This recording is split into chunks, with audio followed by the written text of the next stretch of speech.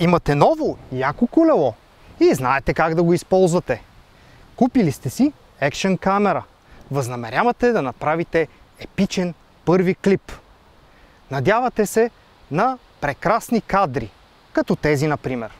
Моето първо видео и първо спускане за деня. Уоу! Епично! Но вместо тях получавате нещо много по-лошо. Моето първо видео и първо спускане за деня. Уоу! Епично!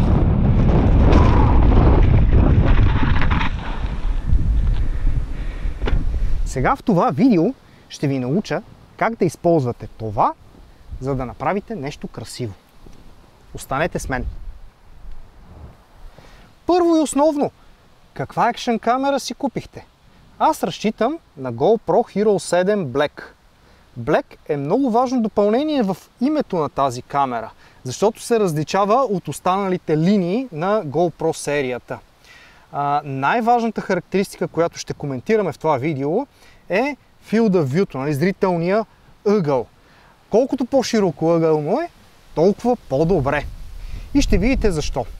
Останалите GoPro-та 2018, Silver, White, както и да се казват, по-новите им модели, зрителното поле е възможно най-голямо в рамките на сензора и се нарича White. Обаче Black серията има още по-широко зрително поле и то се нарича Super View. Това е изключително важно за заснемането на екшън кадри. Как става обаче този трик да имаш по-широко зрително поле от самия сензор? Лещата хвърля кръгло петно върху фокусната равнина. Всеки един производител на камера разполага там сензора по начин, по който да използва максимално това петно, за да разположи най-широкоъгълния си кадър. При GoPro 16:9 кадър това е доста тънка ивица и не може да се използва максимално горната и долната част от кадъра. Затова за Super View те разширяват малко образа извън пределите на това кръгло петно, разтягайки изкуствено образа. Ще кажете, какво му е хубаво на Super View-то при положение, че разтяга образа в края и се получава супер нереалистично. Всъщност, това за екшън сцените е търсен ефект, защото когато карате колело, образът отстрани се размазва и минава много по-бързо. Това създава впечатление, че карате супер бясно. Аз съм получавал коментари, що мина толкова близо до хората, как смееш да караш по този начин между колите. Пичове, това е заради Super View-то, съжалявам. За другите опции на GoPro-то може да поговорим по-късно, но това не е основна цел на това видео, защото идваме до номер 2. Къде позиционирахте камерата? Най-лесното и логично място за повечето велосипедисти е отгоре върху каската. Това представлява изключително голямо удобство за снимане. Щраквате я за кутийката и записвате. Но, както видяхте, тази позиция не е много добра. В кадрите се вижда, аз го наричам, все едно снимате от ниско летящ дрон. Носите се над пътеката и нищо интересно не се вижда. Поради това, уважаеми, моля, забравете тази позиция, колкото и да е комфортна за приключение и снимане. Спрете камерата и я позиционирайте на по-хубаво място. А хубавото място не е тук горе, а е по-ниско долу, при гърдите. Колкото по-близо екшън камерата е до самия екшън, толкова по-добре. Затова ще ви е необходим ето този нагръдник. Обличате го на бързичко, штрак и отново сте готови за снимки. Но имайте в предвид, че бидейки камерата тук на гърдите, вашите зрители виждат само единствено какво се случва напред. Ако искате да покажете нещо отляво или отдясно, трябва да се извъртите, да не забравите да махнете ръката си от зрителното поле на камерата и дори ако е необходимо да хванете тук плочката и да я насочите в нужната посока, за да снимате. Това не е много удобно. И всъщност тази позиция е малко компромисна. Компромисна, защото има още една по-добра позиция. И това е само единствено ако разполагате с Full Face Helmet. Може да монтирате камерата тук на брадичката. Общо взето би се намирала на същата височина. Камерата на брадичката ви дава най-хубавата възможност да насочите вниманието на зрителя на там, на където гледате. Но аз нямам Full Face Helmet, или поне не за колелото. Може да видите сетъпа ми за мотор, който съм си направил. Така че, моето решение е това. Добър компромис. Говорейки за гледната точка, идваме и към третото нещо, необходимо да направите един хубав веловлог. Допълнителни такива. Трябва ви втора камера. Разполагайки с такава, може да я закачите навсякъде по колелото. Кръглите тръби са много удобни за тия скобички. Може да ги вържите тук и да я насочите към вас. Може да я вържите тук и да я насочите назад. Или ето тази голямата скоба, може да я вържите за рамката. Или за амортисьорите и да гледа напред. Възможности бол. А любимата ми такава е тук долу, на стъпенката. По този начин мога да покажа как педалирам, как колелото се движи, как се въртят дисковете, спирачките, блокиране на задната гума. Много я харесвам. Само за това си заслужава да си сложите стъпенка. Използвайки селфи стик, вие може да правите олдскул влогове, насочвайки камерата във всяка една посока, която пожелаете. Супер вюто на GoPro ви позволява да обхванете себе си и колелото без никакви проблеми. А този статив може да се разположи и някъде по пътя. Слагате го на земята по този начин и прелитате с колелото покрай него. И едно допълнение за втората ви камера.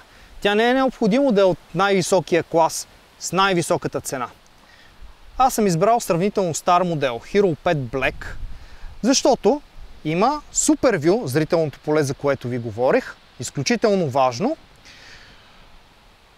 Тя ми позволява да разнообразя кадрите, така или иначе основните ги взимам от Hero 7 Black, който има много по-добра стабилизация. Фиксираната позиция на тази камера тук и там не предполага чак толкова големи нужди за стабилизиране на образа. Но, когато това е необходимо, трябва да включим в арсенала и още един помощник. И тук ще говорим вече за висш пилотаж във влогването. При интензивно въртене на педали много често се получава едно клатене на тялото. Това се отразява и на образа. Плува наляво, надясно, което е супер дразнещо. Други аспекти са спускането по стръмни пътеки, в което колелото играе супер бясно. В такива ситуации това закрепване не е достатъчно. Необходимо ни е нещо повече. Камерата се завива ето тук. Включваме гимбала и получаваме супер стабилен образ, дори и носейки Hero 5 на гърдите си. Мазно. Дори и да въртиме педалите по-интензивно, всичко е наред. Сега като четвърта и може би най-важна точка от създаването на един веловлог, да си поговорим за звука. Ползвайки GoPro ще забележите, че вградените микрофони се справят отвратително. Това е характеристика на всички GoPro-та от 5 нагоре, когато ги правят водоустойчиви. С четворката GoPro Hero 4 Black звука е поносим, но тези GoPro-та 5, 6, 7, 8, 9 не става. Звука не става. Особено зле е седмицата. Колкото хубава стабилизация има, толкова лош микрофон. Единствената ви опция да докарате свестен звук с GoPro-то е да използвате ето този грозен майк адаптер, който влиза ето тук вътре. Значи трябва да махнете вратичката, при което GoPro-то вече не е водозащитено, но закрепвайки го тук на гърдите, то пишляк, на къде точно ще го разположите? Да, вкарвате микрофона тук и трябва по някакъв начин да го закрепите за себе си. Аз лично използвам някакъв такъв кабел за удължение. Карам си микрофона в него. Кабела тук. И го разполагам където искам. В случая имам една брошка, която мога да си го сложа по този начин. Но не и когато ползвам гимбала. Входа на микрофона се пада ето тук и не мога да го включа. А дори да обърна камерата и микрофона да се падне от тази страна, не е добре да висят кабели, докато стабилизацията работи. Това би нарушило баланса й. Поради тази причина забравям за майк адаптера и използвам външно записващо устройство. А какво е то? Най-удобният и най-лесният начин е да използвате вашия телефон. В този случай ви е необходимо едно стандартно hands-free. Тук си имате микрофон, ръгате го в телефона и записвате. Защо препоръчвам hands-free-то, а не някой професионален микрофон? Защото входа за телефона, микрофона се намира ето тук, на предпоследната позиция. Докато, ако взема един микрофон, като този, който ви показах преди малко, неговия сигнал идва от тук. Така, ако го включите в телефона по този начин, просто няма да запишете нищо. Необходим ви е някакъв такъв грозен адаптер. Искате ли да висят разни адаптери и възможността да се разкачи нещо? Или искате простота? Ето това е простотата. Ако искате да записвате с телефон, разбира се. Аз не искам да записвам с телефон. Защо? Защото често го използвам, както и в момента, да се снимам себе си. Затова ми е необходим друг рекордер. Ето го и него.